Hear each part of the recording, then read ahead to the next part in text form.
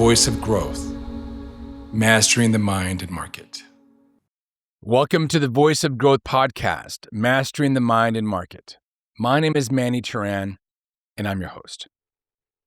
What can the Tucson Rodeo teach us about business, about life, and about Stoicism? One of the many reasons I love doing this podcast is I'm able to look at things in my life and apply that Stoic business lens to it. The rodeo is no exception. This weekend, I celebrated the rodeo, and the rest of the week, actually, Tucson is celebrating the 101st Tucson Rodeo. Matter of fact, schools have Thursday and Friday off because this is such a big event in town. Now, I'm going to break this down into some very traditional Stoic principles and really use the rodeo as a backdrop, as a way for you to look at things in your own life, in your own business, and see how you can apply that Stoic business lens to it. The first thing I'll say is I'll talk about the arena. The arena, dust, daredevils, all the chaos, all the madness, all the action happens right in the middle of it all. And what this can teach us is about volatility is the default. In that arena, it's a matter of controlled chaos. And in that arena, you get the understanding the bull doesn't care about your ego.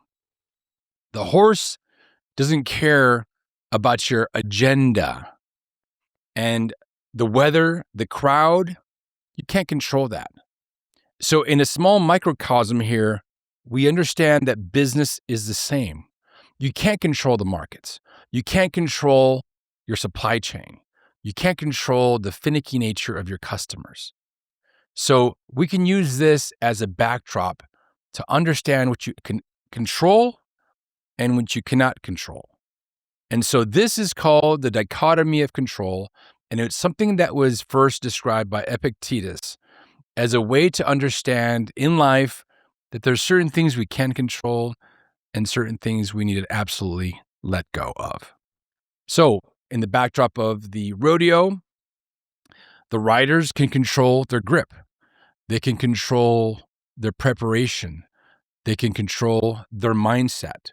They can control how they prepare themselves, their sleep patterns, their health. All these things they can control. But what they cannot control is the animal.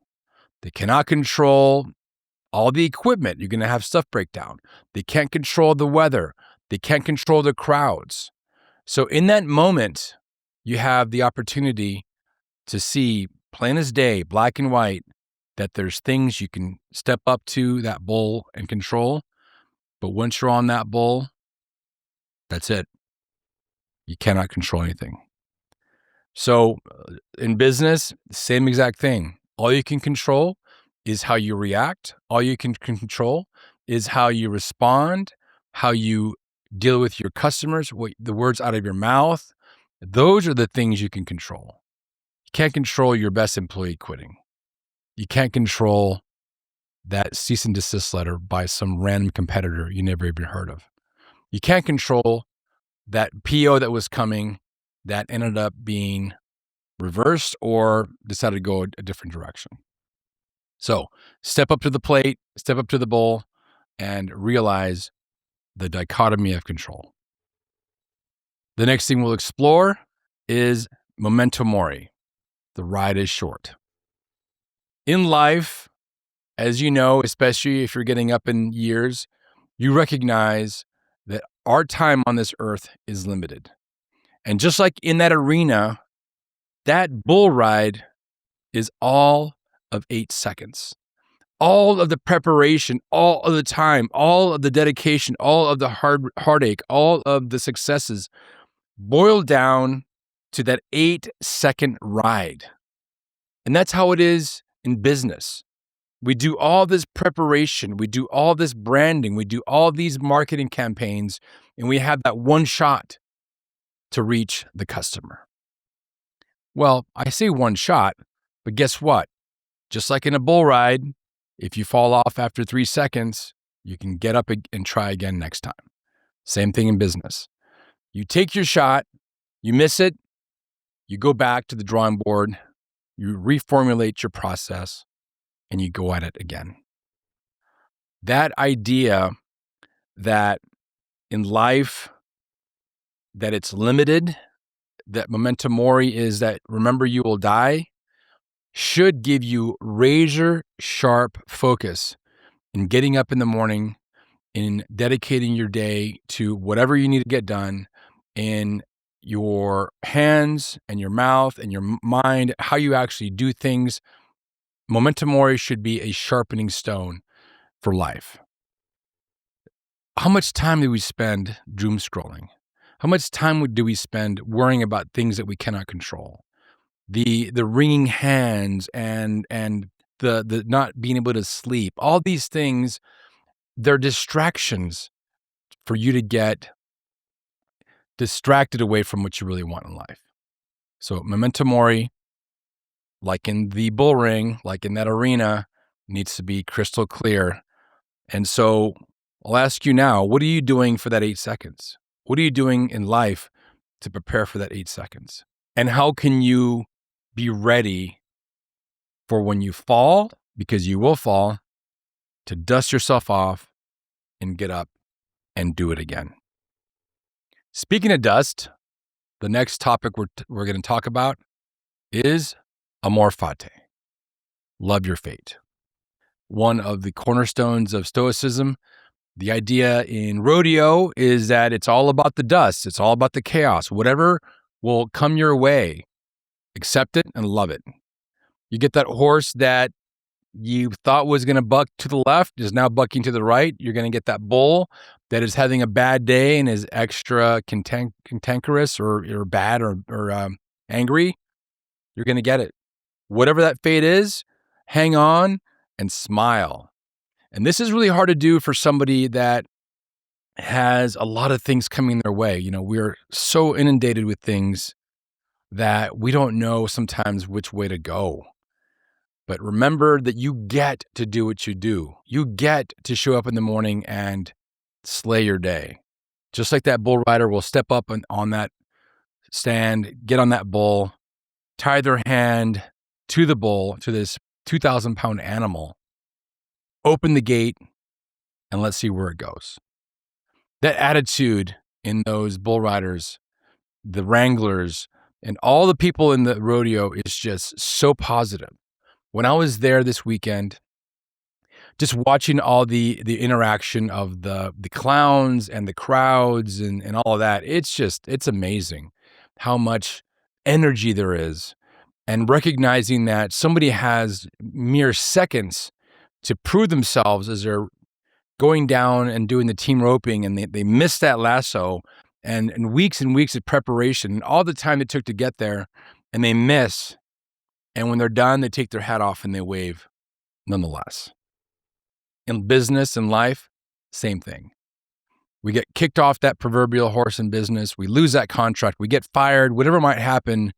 The best thing for you to do, the only thing for you to do, is to dust yourself off, get back on that horse, and do it again. Such a powerful statement we can learn from the rodeo. The next thing we'll talk about is the tradition. The tradition and the fact that it's been around for 101 years. What does that mean? That means that a part of the rodeo has remained relevant across a century. And why is this important in business and in life? Because you need to figure out how to stay relevant. You need to figure out how to bring in what's happening in the culture of the world and sew it in and weave it into the very nature and the very process and identity of your culture and your company. It was interesting to see at the rodeo. There's boots, there's denim, there's cowboy hats, there's pickup trucks, there's all of this sort of old tradition, there's leather, and it's juxtaposed by AI-driven ads on the big screen. It's juxtaposed by the music. I mean, there was everything from AC/DC to some reggaeton, and you name it. It was all relevant, and the crowd loved it. And what's interesting about this crowd is I'll get maybe slightly political. You think that there is this sort of like very negative view towards people that are outside of that domain, outside of the cowboy Western culture.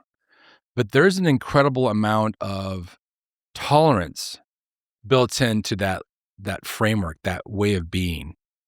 There was all walks of life walking down the breezeway with the vendors, all walks of life. And there was no fights, there was no snarls, there was none that I can see in the time I was there.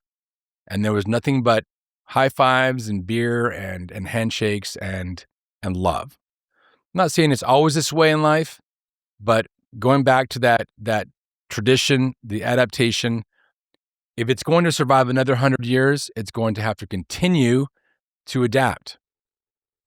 And adaptation is really, if you look at the business of rodeo, because I was thinking about it, they've had to adapt to new sponsorship standards and new ways of raising money. They've had to adapt to new veterinary standards and new PETA regulations and all that stuff. There's been an adaptation. Of course, there's always going to be a push and pull, and there's people that are going to be fighting for it in one way or the other. But nonetheless, they're keeping with the times and staying true to their very nature. This is like classic Stoicism 101. This is like you're going forth and your identity is becoming clearer and clearer, and you're staying with it. But at the same time, you're being tolerant to those around you. It's one of the things that actually got me into Stoicism is some quote that I read that was stating that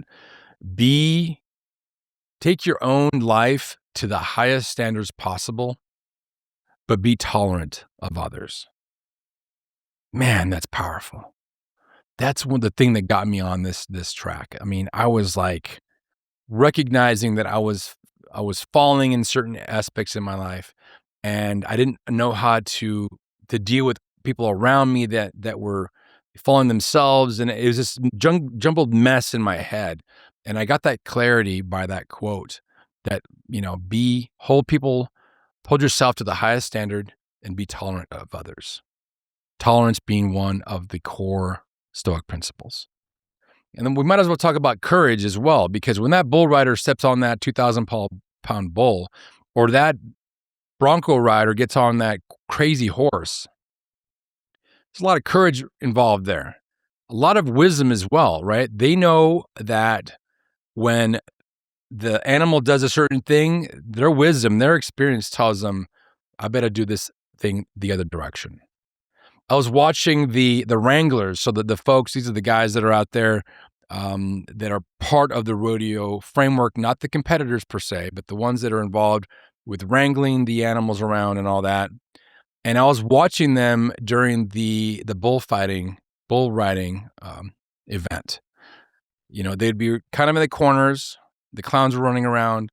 The chute would open. The bull would come out with the rider, and they were just there, being ready to lasso that bull and do whatever it takes to protect the people around there.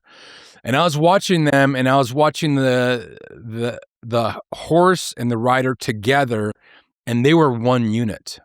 It wasn't like the rider and the horse were separate.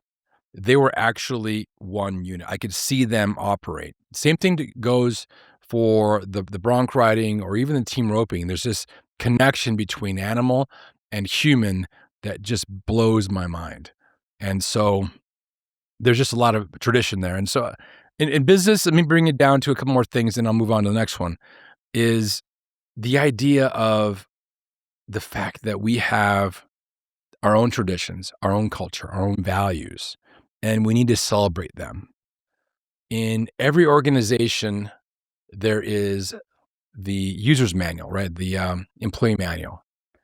But that's nothing compared to what the actual culture is.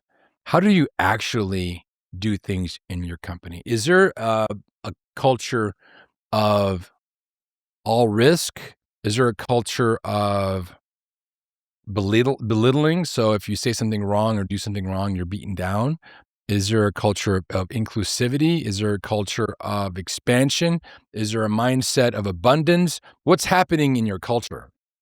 And what's beautiful is whatever it is, it's not set in stone. You can actually spend time by first mapping it out in your own brain of what you want your company to become and make that your vision, and then take your weekly meetings, take your managers, take whatever steps needs to be taken to propagate that vision into reality through your culture. I've seen it happen both directions.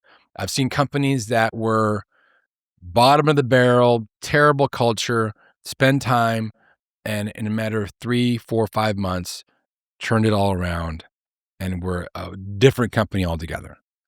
I've also seen it the other direction where you had this amazing culture. A couple things happen, a couple leaders leave, and then it denigrates to nothing.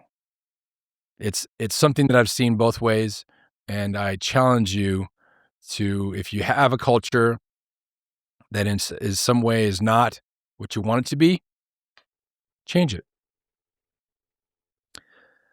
The next thing I'll talk about here is falling is part of the game.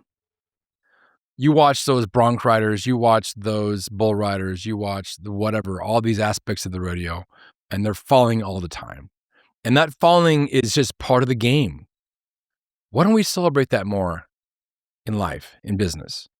Because when those guys celebrate, the announcer says, in Tucson, we give folks that give it their best a big round of applause, and the crowd goes wild. But in business, in life, when we fall, we're not celebrated. Well, guess what? As a business leader, as an entrepreneur, you're going to fall a lot. You're going to fall sometimes more times than you think. And what's important is not only to build in the discipline inside so that you get back up, but also change your mindset so that you not only learn from that fall, but celebrate it and be happy for it. Took me a long time to realize that. I have some falls in my business world and my experiences, big falls. But now I'm on this side, and I'm still on this side of the earth, of the ground.